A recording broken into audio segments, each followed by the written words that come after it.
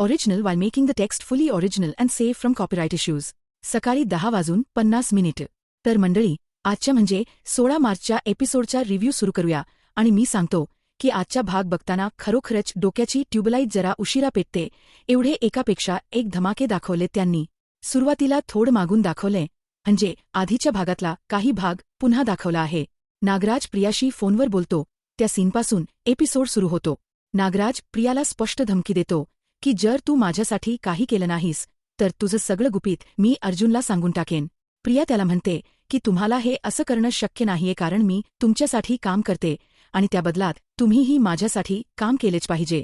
नागराज म्हणतो ठीक आहे, पण तुला एक गोष्ट सांगतो, अलर्ट रहा कारण अर्जुन इथे जेलमध्ये आला होता आणि त्याच्या नजरेत मला जो आत्मविश्वास दिसला तो पाहून मला खात्री पटली आहे की अर्जुनला तू खरी तन्वी नाहीयेस याचा काहीतरी पुरावा मिळालेला आहे. लवकरच हे दोघे घरात येऊन बॉम्ब फोडतील आणि मग तू माझ्यासोबत जेलमध्ये सडत राहशील. हे ऐकून प्रियाच्या पायाखालची जमीन सरकते. बर का मंडळी, ती आता आतून खूप घाबरलेली आहे पण बाहेरून शांत दाखवायचा प्रयत्न करते. इकडे सायली आणि अर्जुनचा सीन दाखवला आहे. दोघेही बेडरूममध्ये आहे आणि सायली अर्जुनला विचारते की तुम्ही नागराजला भेटलात तेव्हा त्याला सांगितलं तर नाही ना की प्रियाचं सत्य आपल्याला कळलंय. अर्जुन म्हणतो अगं सायली, मी असं कसं सांगेन नागराजला, मला काय वेळ लागलाय का. पण सायली म्हणते की तुमच्यावर विश्वास आहे मला अहो, पण तुमच्या रागावर नाही. रागाच्या भरात काहीतरी बोलून बसलात तर सगळं संपेल. अर्जुन म्हणतो अगं मी काही असं केलेलं नाहीये, पण नागराजला आधीच डाऊट आलेला आहे माझ्या वागण्यावरून. सायली म्हणते बरोबर आहे, त्यामुळेच तर म्हणते की काळजी घ्या. आपण जर आता घाई केली तर सगळा डाव उलटेल आणि प्रियाला सावरायला वेळ मिळेल. अर्जुन सायलीशी सहमत होतो आणि म्हणतो हो, तू म्हणतेस ते बरोबर आहे, आपल्याला आता खूप सावधपणे पाऊल टाकावं लागणार आहे. सायली म्हणते आपल्या हातात जे पुरावे आहे ते अजून घट्ट करायचे आहे आणि एकही बारीकसारी गोष्ट सुटायला नको आपल्या हातून. मग एकदाच पूर्ण जाळं फेकायचं आणि या प्रियाला त्यात पकडायचं. अर्जुन म्हणतो एकदम बरोबर आहे सायली तुझं म्हणणं. आता इकडे प्रियाचा सीन घेतला आहे. प्रिया फोन ठेवल्यावर खूप विचार करायला लागते. नागराजने सांगितलेलं ते अर्जुनच्या नजरेतल्या आत्मविश्वासाच्या सारखं तिच्या डोक्यात फिरत राहतं. ती मनात म्हणते बापरे, जर खरंच अर्जुन सायलीला माझं सत्य कळलं असेल तर मात्र मी खरोखरच संपले. मग ते काय करतील, घरातले सगळे मला घराबाहेर काढतील, अश्विन माझ्याशी बोलणारही नाही, सगळं उद्ध्वस्त होऊन जाईल. हे विचार सुरू असतानाच तिथे अश्विन येतो आणि प्रियाजवळ खूप जवळीकीने वागतो.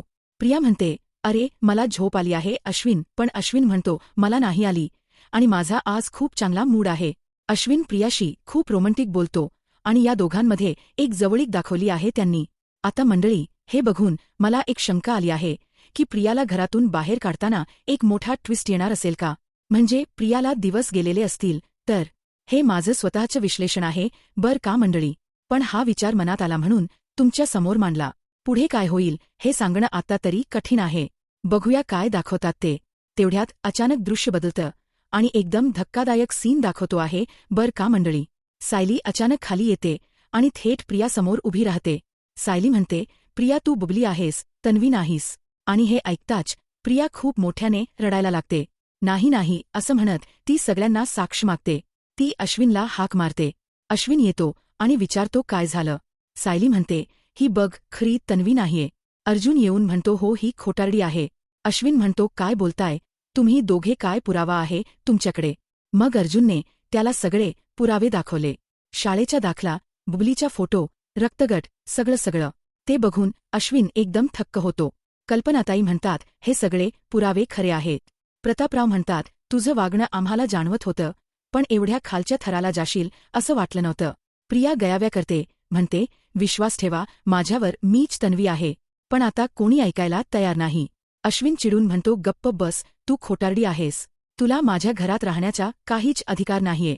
प्रिया रडत म्हणते मी बायको आहे ना रे तुझी. पण अश्विन म्हणतो माझा आणि तुझा आता काहीच संबंध नाही. सायली तिला हाकलते घरातून. प्रिया दरवाजा वाजवत राहते आणि म्हणते उघड दार, मला कुठे जाऊ मी. सगळे आतून दार बंद करतात आणि मग अचानक मंडळी प्रिया दचकून झोपेतून उठते. हे सगळं स्वप्न होतं बर का. एवढा मोठा गोंधळ दाखवला आणि शेवटी ते झोपेतलं स्वप्न निघालं. म्हणजे मंडळी आपल्याला कळेकळेपर्यंत हा सीन स्वप्नाचा होता हे कळतच नाही, एवढं वेगाने ते दाखवतात.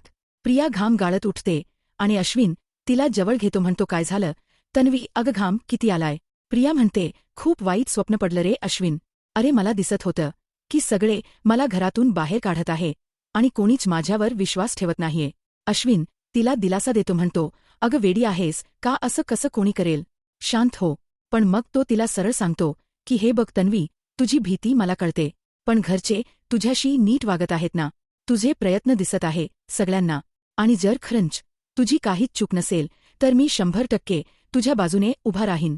प्रिया त्याला विचारते खरंच उभा राहशील ना. अश्विन म्हणतो हो नक्कीच. पण प्रिया मनात विचार करते की अश्विन रे तुला माझं सगळ्यात मोठं गुपित माहीत नाहीये. ते तुला कळलं ना तर सगळ्यात आधी तूच मला घराबाहेर काढशील. हे विचार मनात घोळवत प्रिया त्याच्याजवळ शांत बसते. आता मंडळी अर्जुन आणि सायलीचा एक गोड सीन दाखवला आहे. सायली खाली जाते आणि अर्जुन घाबरतो की आता काय झालं. ती परत येते तेव्हा अर्जुन विचारतो काय गेली होतीस अचानक. सायली म्हणते अहो गॅसवर दूध ठेवलं होतं ते बंद करायला गेले होते. अर्जुन आता वैतागून म्हणतो सायली अगं एवढ्या महत्वाच्या गोष्टी बोलत होतो आपण आणि तू असं अचानक निघून गेलीस. माझा जीव वर खाली झाला. वाटलं काहीतरी मोठी गडबड झाली. सायली हसून म्हणते अहो दूध तर बंद करावंच लागतं ना. तुमचं काही चालतं जा झोपा आता. हे सायलीचं बोलणं ऐकून अर्जुन म्हणतो यार सायली तू मला एक दिवस खरंच हार्ट अटॅक देशील बघ. मंडळी या अर्जुन सायलीच्या या छोट्याशा मजेशीर सीनमुळे थोडा हलकेपणा येतो एपिसोडमध्ये. आता इकडे प्रिया विचार करायला लागते की आज त्या स्वप्नामध्ये जे दिसलं ते जर खरं होणार असेल तर मी काय करू. कुठल्याही परिस्थितीत अर्जुन आणि सायलीचे लक्ष माझ्यावरून हटवणं आवश्यक आहे. त्यांना दुसऱ्या कुठल्या तरी मोठ्या प्रश्नात गुंतवणं गरजेचं आहे. तेवढ्यात तिला साक्षीचा फोन येतो. साक्षी सारखी फोन करत असते पण प्रिया टाळत होती. पण आता फोन उचलते आणि म्हणते काय साक्षी काय होय परत. साक्षी अगदी वेड्यासारखी बोलत असते. म्हणते प्रिया यार प्लीज एकदा सचिनशी माझी भेट घडवून आण. तो कालपासून ना माझ्या एकाही मेसेजला रिप्लाय करत नाहीये फोन पण उचलत नाहीये.